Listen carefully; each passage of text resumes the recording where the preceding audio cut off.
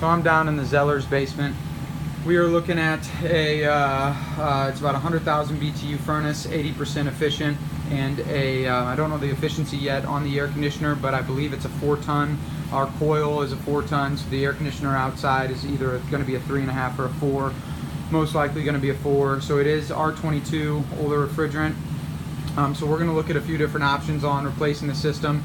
So first thing on replacing the system, so with the old refrigerant lines R22, we're going to replace the refrigerant lines. We're going to need to upsize. We're going to need 3/4 inch on our liquid line, as well as when we replace, I believe this looks like a 5/8. We're going to need at least 7/8 on our suction line. We want to make sure that we insulate our suction line as much as possible, because we are actually condensing on the outside of our suction line, mostly because we keep the temperature in the house around 60 degrees.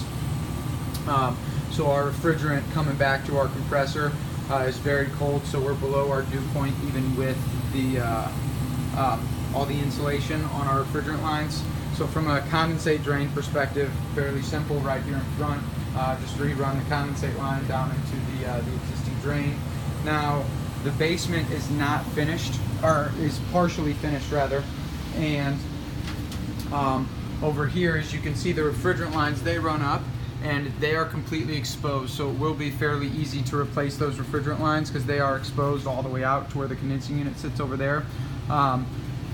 There is, from a return perspective, so if we've got a 4-ton unit, we need 1600 CFM. We're a little bit short on return, so something that's going to be fairly simple is we're going to do, off of our return drop, we're going to take a, we're going to do a 6-inch round just because it's such a short run, and we're going to pull some return from the finished portion of our basement.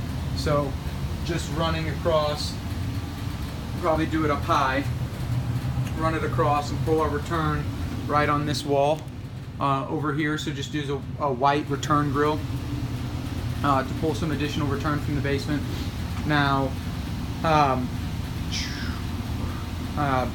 thinking if there's anything else. From a combustion air, we are good on combustion air, but you do have to go through a finished space, and so there is no walkout, so there's a bunch of carpet. So in getting this equipment out and new equipment in, you need to make sure to bring a good amount of floor runners and tarps to set down on the floor, because it is a carpeted space and finished that you're walking through to get back here.